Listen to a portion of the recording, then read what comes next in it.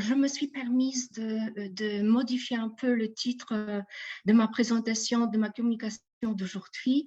Alors, je voudrais parler de l'émotion qui s'instaure dans le discours au service de l'État représenté. Et je vais commencer tout de suite par quelques remarques concernant le problème de recherche. L'objectif de ma communication portera sur la description d'un point de contiguïté entre deux plans énonciatifs et argumentatifs qui se manifestent dans le discours dès que l'émotion dont parle le locuteur ainsi que les énonciateurs servent d'un argument valide dans la construction de l'image du référent. Dans les cas que je propose d'étudier, le récit qu'on fait sur l'émotion qui est hétéro ou auto-attribué sert indirectement à une mise en scène discursive d'un point de vue qui est implicite sur le référent. Et puisque la scène est polyphonique et les énonciateurs sont réunis dans un consensus, l'image co-construite en collocution aboutit à l'attribution à l'objet délocuté, notamment à Donald Trump, d'un étau que l'on appelle représenté. Alors, je vais, par rapport à M. Coulibaly, je vais parler plutôt de l'association, de la stratégie de l'association dans le discours politique. Le phénomène sera illustré à l'exemple d'un reportage réalisé par la chaîne de télévision Arte qui est intitulé « Les décisions de Trump » et qui est diffusé en tant que premier épisode dans le cadre d'une série documentaire réalisée par Norma Percy, America First, le bilan. Le premier épisode concerne les événements qui sont liés au sommet G7 ayant lieu au Canada en 2018. On y voit la position énonciative de Donald Trump par rapport à l'accord climatique de Paris, toute une série de revendications au sein de l'OTAN concernant, par exemple, les taxes obligatoires imposées aux pays membres, soit les essais de renouer des relations avec la Russie. Le scénario de document vidéo est construit en série de témoignages, ceci à l'issue d'une relation des membres du corps diplomatique. Et c'est là, il s'agit de membres du corps diplomatique américain, mais aussi européen, avec le président des États-Unis, Donald Trump. Et je vais commencer par le plan énonciatif. Je voudrais décrire la construction verbale de l'émotion telle qu'elle domine sur la scène énonciative, notamment de la stupéfaction. Et je vais commencer par quelques remarques concernant l'identité de l'énonciateur. Alors, il faut souligner que la scène locutive est polyphonique et elle se déroule dans le cadre de discours institutionnel. Donc, le locuteur, le journaliste, donne la voix aux énonciateurs, notamment des témoins, membres du corps diplomatique, mais le locuteur seul passe à une narration quand il organise le discours. Alors, ainsi apparaît-il sur la scène médiatique une mosaïque de situations monolocutives. L'énonciation a le caractère oral. Le locuteur et les énonciateurs s'expriment devant un auditoire, donc devant des spectateurs. L'énonciateur décrit un fait de Donald Trump en accentuant, et ça se fait de façon explicite ou implicite, une posture interpersonnelle que le président manifeste envers ses collaborateurs. Voilà pourquoi on instaure souvent sur la scène où on a souvent recours au discours représenté. L'énonciateur parle de son émotion par rapport à un fait de Donald Trump. Il s'agit dans ce cas-là de l'émotion auto-attribuée énoncée à la première personne. soit de l'émotion d'un tiers, très souvent de ses collègues. Il s'agit alors de l'émotion hétéro-attribuée. Les émotions apparues en effet d'une confrontation entre l'État ou l'action entreprise par Donald Trump est un imaginaire consensuel dont disposent les énonciateurs, c'est-à-dire les hauts fonctionnaires d'État, les dirigeants du monde occidental. On les appelle représentationnels puisqu'elles sont liées à un univers de croyances, un code social qui unit les énonciateurs. En continuant l'identité de l'énonciateur, donc il faut dire qu'il y en a visiblement deux sur la scène énonciative. Alors, l'énonciateur qui est membre d'un groupe, d'un collectif, notamment du corps diplomatique, domine sur la scène énonciative, bien que celui qui s'exprime à la première personne intervient aussi, pourtant avec une fréquence faiblement inférieure. Par rapport à la classification telle que la propose Charodot en rôle énonciatif, on constate que dans le discours analysé, on a finalement deux actes locutifs. On instaure deux actes locutifs. L'acte élocutif, qui est généralement propre à l'énonciateur, et de locutif, qui est le plus souvent propre au locuteur. Et je peux constater aussi la non-saillance ou la non-présence des actes allocutifs. En ce qui concerne l'énonciation élocutive, à l'aide du pronom on ou nous, il faut dire qu'il s'agit de nous exclusifs. Pourquoi exclusif? Alors, ce nous exclusif désigne un collectif qui englobe l'énonciateur et les tierces personnes et exclut le destinateur. C'est par opposition à nous inclusif, là où on inclut le destinateur. Et voilà, on a pas mal d'exemples où l'énonciateur a le recours à ce type de l'énonciation, où il s'associe à un groupe et s'exprime au nom d'un groupe, d'un collectif. On a des exemples de l'énonciateur qui s'exprime à l'aide du pronom « je », donc c'est toujours l'énonciation élocutive à l'aide de « je ». C'est cette énonciation qui, ce sont des énoncés qui subjectivisent l'énoncé. Et finalement, l'énonciation délocutive qui est plutôt réservée au locuteur. Le locuteur laisse s'imposer le propos en tant que tel, comme s'il n'en était nullement responsable. Alors, il s'efface, il n'y a aucune marque explicite de sa présence, et il se réfère à une tierce personne. Voilà. Ces rôles énonciatifs contribuent à ce que Charodot souligne, à une manipulation sur le plan des modes d'organisation des discours. Et ici, on voit trois modes: mode descriptif, narratif et argumentatif.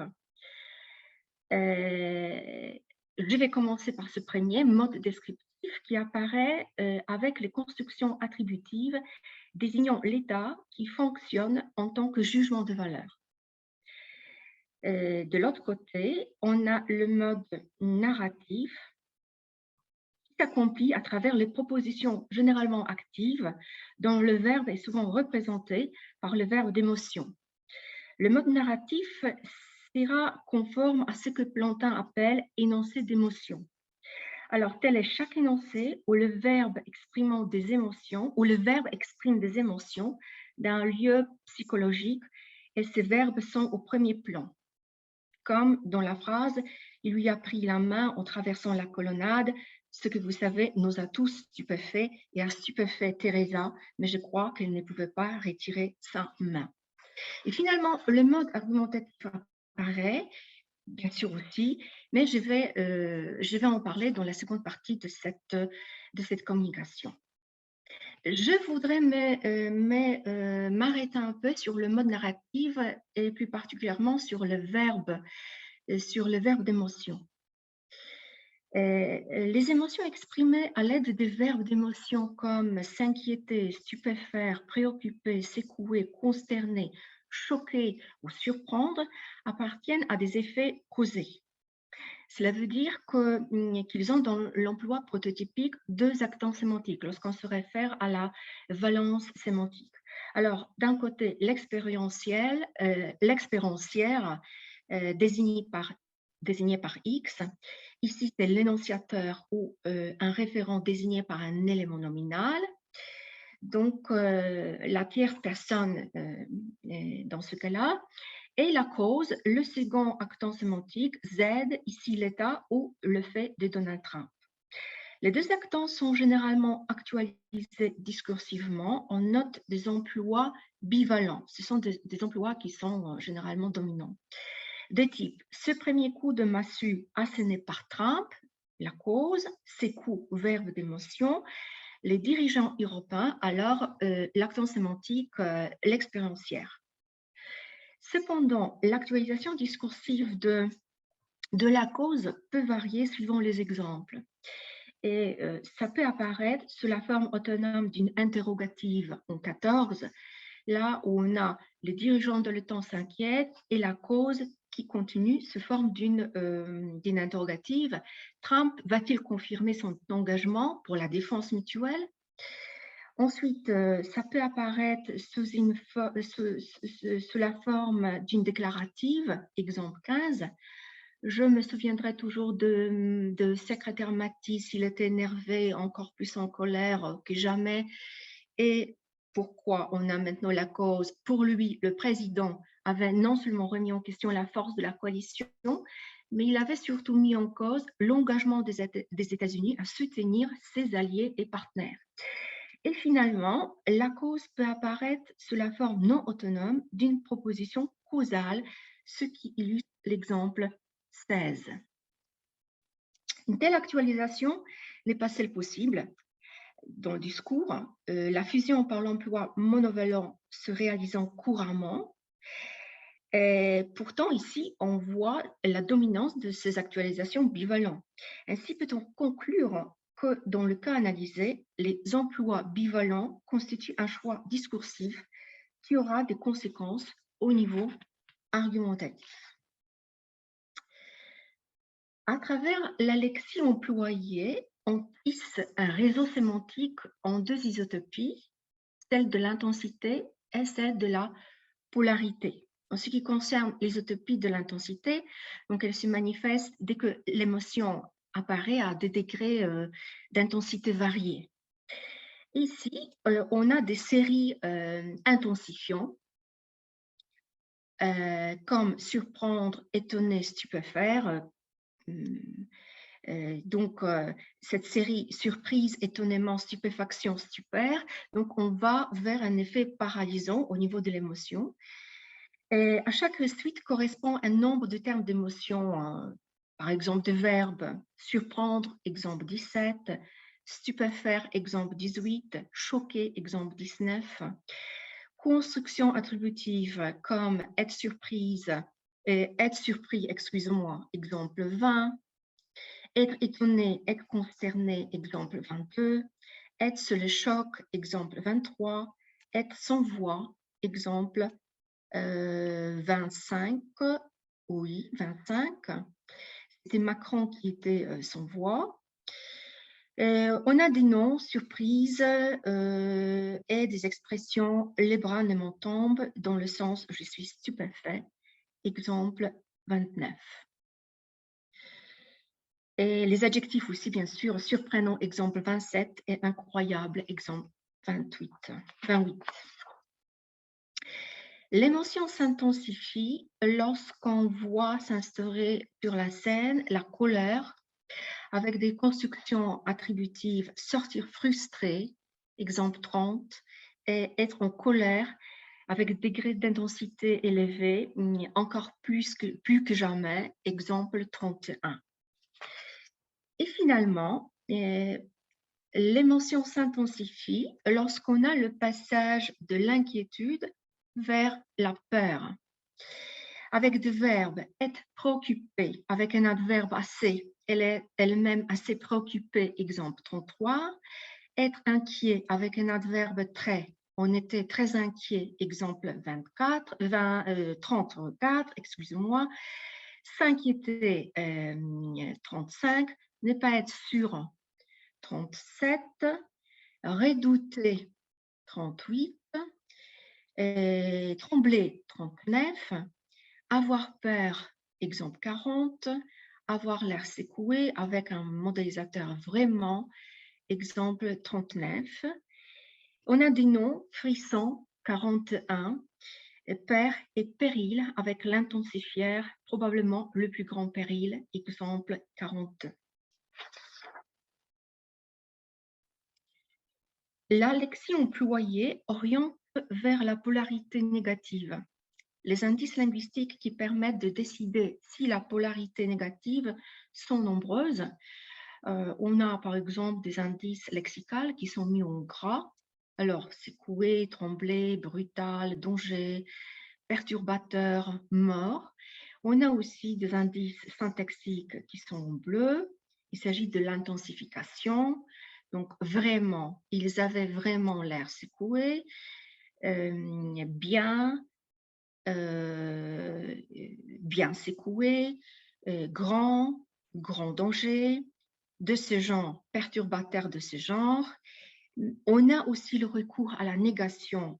Si l'exemple 43, la phrase soulignée, les États-Unis d'Amérique ne sont plus disposés à être le garant de l'ordre international fondé sur les règles. Et on a aussi le recours à la concession. L'exemple 44, la phrase soulignée. Donc, on s'attendait à un novice qui chercherait à se démarquer, mais on ne s'attendait pas à un perturbateur de ce genre.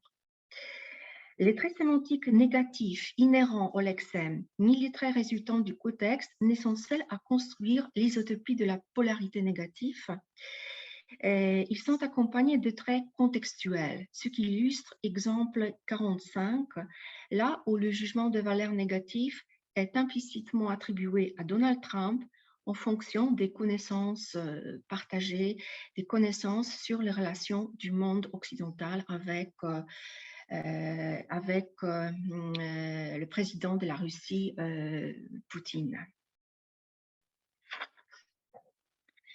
Je vais passer maintenant à la description du plan argumentatif. Donc, il faut d'abord souligner que la communication que j'étudie, c'est une communication émotive telle que l'a décrit Tutin. Donc, il s'agit de l'émotion, il s'agit de la communication où l'émotion est mise en scène, elle sert à un but communicatif précis ou spécifique. L'émotion verbalisée devient un argument de Pato. Le topo est lié au désaccord social. Alors, on exprime un désaccord par rapport au Donald Trump. L'argumentation est menée en fonction de quelques congruités dont la première se manifeste au niveau de l'argument des tons. Alors, l'argument de l'étau est présent, ce qui est assez important dans toutes ces dimensions. Le locuteur journaliste et les énonciateurs jouissent tous d'une autorité préalable, telle que l'a définie Amossi, qu'on attribue généralement aux personnalités publiques. Et leur autorité augmente dès que le locuteur donne la voix aux énonciateurs en les faisant responsables des séquences de témoignages. Les énonciateurs parlent de leur vécu face à un État ou un fait de Donald Trump. Ainsi instaure-t-il sur la scène un état dit et aussi un état montré, ce dernier résultant entre autres des comportements décrits. Ainsi, les trois dimensions de l'état sont présentes et les trois servent à la stratégie d'authenticité. En ce qui concerne l'argument de Pato, je vois ici une certaine continuité des argumentateurs en Pato, dans le sens qu'il exprime des postures consensuelles. Alors, le locuteur journaliste ainsi que les énonciateurs, lorsqu'ils parlent de l'émotion, deviennent des argumentateurs, donc des acteurs d'argumentation selon la terminologie proposée par Plantin. Les émotions verbalisées sont d'abord justifiées par leur cause, alors par un état à un faire de Donald Trump constituant une situation émotionnante, une source d'un conflit de représentation, et constituent ensuite des arguments pathémiques en faveur d'une conclusion Donald Trump perturbateur selon le schéma. On a d'abord la cause, émotion, et ce qui va vers une conclusion.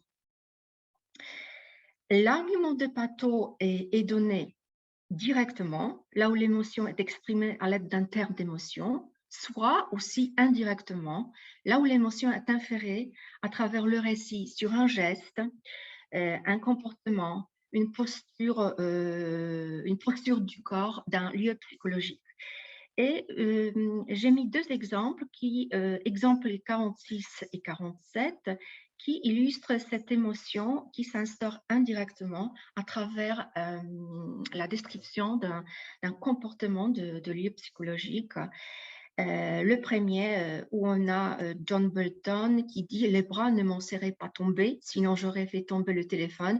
Mais je me suis dit, ça, c'est exactement ce qu'il ne faut pas faire. » Et ça, c'est une réaction par rapport à la contestation, à la critique faite par Donald Trump de l'accord signé avec l'Iran. Il dit, bon, cet accord, c'est stupide, et il est signé par des stupides. La relation émotionnelle, puisqu'elle lie le locuteur avec les énonciateurs dans un comportement réactionnel au nom des normes sociales, le plus souvent intériorisées, c'est-à-dire dont ils ont eu l'expérience, donc il s'agit d'un vécu, d'une attitude endogène et de nature collective. Qui plus est, l'instance médiatique satisfait à l'homogénéité de la zone des émotions qui se manifeste à travers les énoncés des orateurs. Tous ont un sentiment de rupture dans le code diplomatique face à un fait de Donald Trump. L'instance médiatique instaure ainsi sur la scène la figure du même si elle est représentée par plusieurs voix, et elles sont unanimes dans leur point de vue. En plus, l'orateur n'est pas seul à légitimer l'argument qu'il donne tant qu'il s'exprime au nom d'un collectif. Soulignons que parler des émotions, auto ou hétéro-attribuées, peu importe, constitue un facteur qui rend l'énoncé ainsi que le locuteur crédible face à l'auditoire. Il s'agit de la technique de la construction de l'état discursif, particulièrement important dans le discours politique. La stratégie d'authenticité systématiquement instaurée à chaque prise de parole permet de parler d'une visée de crédibilité grâce auquel peut s'opérer un passage de l'effet pathémique vers un effet cognitif. Autrement dit,